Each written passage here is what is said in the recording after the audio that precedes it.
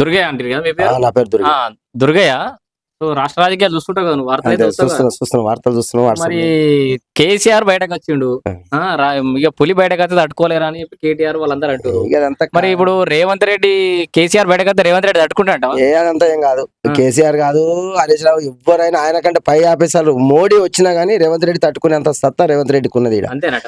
ఇది ఇప్పుడు ప్రాజెక్టులు కట్టించినాము, ఇది కట్టించినాం, అది కట్టించడం అంటే అప్పుడు ఎప్పుడే అన్ని కాంగ్రెస్ ప్రభుత్వంలో అయినాయి ఇప్పుడు అవన్నీ. అంతేనా? కాకపోతే ఏంటంటే తెలంగాణ ఉద్యమంలో ఈయన కొంచెం బాగా పాల్గొన్నాడు కాబట్టి ఒకసారి తెలంగాణ ఇచ్చి చూద్దాము అనే ఆలోచన మీద అప్పుడు సోనియమ్మ తెలంగాణ ప్రకటించింది కాబట్టి దాంట్లో ఈయన మళ్ళా అప్పుడు నీ పార్టీలో ఉంటే నీకే నిలయం అయిపోతా అన్నాడు. తర్వాత వచ్చినాక అయితే రాజశేఖర రెడ్డి ఆయనకి ఏదో కర్మగాలి ఆయన చనిపోయింది కాబట్టి ఈయన జర తెలంగాణ డిక్లేర్ అవుట్లా ఈయన ఇక ప్రాజెక్టులు నేను తెచ్చిన, ప్రాజెక్టులు కట్టించిన, కాలువలు తెచ్చిన, ఇవి తెచ్చిన అంటారు. అదంతా కాదు, అది కాంగ్రెస్ ప్రభుత్వం సెంటర్ నుంచి వచ్చింది అది.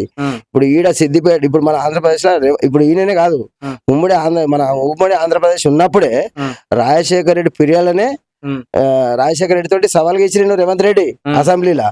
ఎందుకంటే అప్పుడు టీడీపీలో ఉన్నాడు కదా ఆయన మీదకే సవాల్ ఇచ్చిరిండు. అయ్యా ఇవాళ నువ్వు మాట్లాడుతున్నావు మీ ప్రభుత్వం ఉన్నదని కాదయా, టైం వచ్చినాడు మేము కూడా వస్తాము, మేము కూడా చేస్తాం, మీకంటే మంచి చేస్తామని మాట్లాడిండు. ఈయనకి ఏదో అప్పుడు ఈ కేసీఆర్ కు అప్పుడు స్పీకర్ పదవి ఇవ్వకపోతే ఈయన కొద్దిగా బయటకు వెళ్ళి తెలంగాణ ఉద్యమం స్టార్ట్ చేసి కొడుకుని రప్పించుకొని బిడ్డను రప్పించుకొని ఇదంతా కంప పెట్టిండు. కానీ ఇక అదంతా కాని పని. ఇప్పుడు కొడుకుని రప్పించుకొని బిడ్డను రప్పించుకున్నాడు, రప్పించుకుంటే వాళ్ళు కూడా కొట్లాడిరు కదా. మరి కొట్లాడిరు, వాళ్ళు ఏడ కొట్లాడిన అంత ప్రజలు కొట్లాడిన తర్వాత కదా వాళ్ళ కుటుంబం ఎవరు, వాళ్ళ కుటుంబం అంత మంచిగానే ఉన్నది.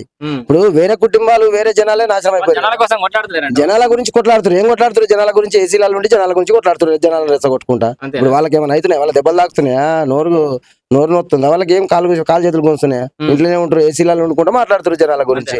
మాది మాకే, ఇది ఏంటంటే మాది మాకు పెట్టుడే. ఇప్పుడు ఈ ప్రభుత్వం